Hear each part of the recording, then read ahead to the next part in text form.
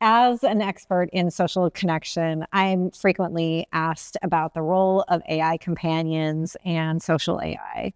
And of course, I have a lot of concerns. I have decades of research evidence that shows how critically important our social connections are, not only for our individual well-being, but our physical health, even our survival. It's wired into our biology. It's something that we fundamentally need. And so when we have these tools being introduced, they may hijack our natural systems. And so I also am cognizant of the fact that we're increasingly hearing about a loneliness epidemic. And in fact, my own work contributed to the broader acknowledgement and recognition of this. But of course, we are social beings. And so this loneliness is just a signal that we are lacking that social connection. And so while these social AIs or AI companions may mimic that and may even dampen the signal, we're not actually fulfilling those social needs. And so this is a deep concern, because we may falsely assume that we're meeting those needs when in reality we are not. Part of my concern about AI companions, and particularly for youth, is that we're seeing increasing trends of isolation. We're seeing people spending more and more time alone. And so it's not surprising that we're correspondingly also seeing concerning trends of loneliness. And it's this loneliness that may be driving our seeking out of AI companions to try and fulfill that need. But ironically, it may only reinforce that isolation. And so this problem of isolation may only deepen.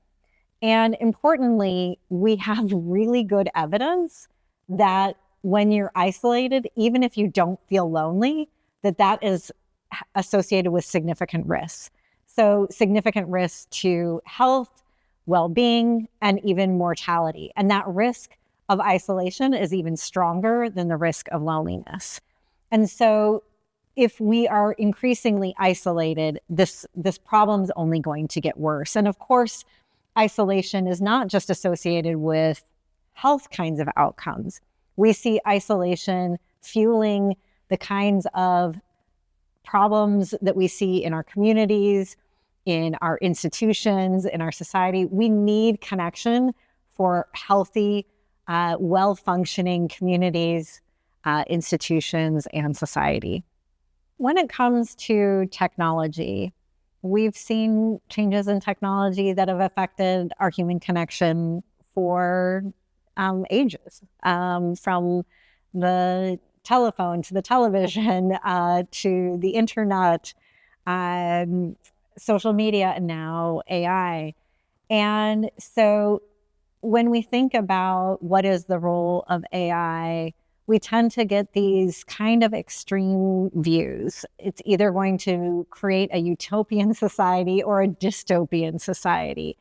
And what is the reality is that with these tools come incredible benefits, but often come with harms as well.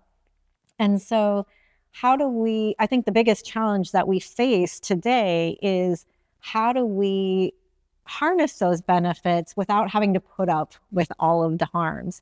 And can we come up with safeguards that allow us to enjoy those benefits without all the potential negativity that might come with it? So a gathering like this, I think, is critically important. And it's, I think, no coincidence that it happened in person. And it actually required all of us to, in many cases, travel great distances to be here, but it was worth it.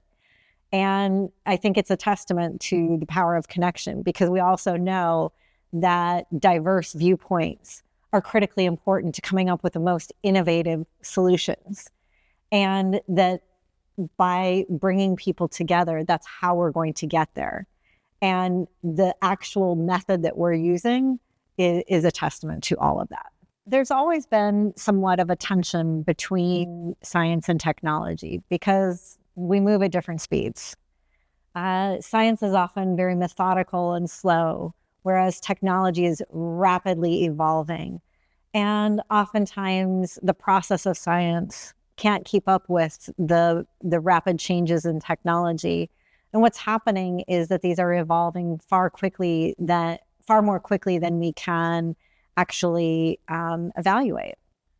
And it creates a problematic cycle, because what happens is that with this rapidly evolving tool, that if the science can't keep up, then, and we don't have access to the kinds of data needed to determine its effectiveness, its safety, that we then fall into the trap of, well, how can we prove it's not safe then? And we need to get out of this cycle. And we should have the default instead to be demonstrate that it is effective and safe before putting it out there.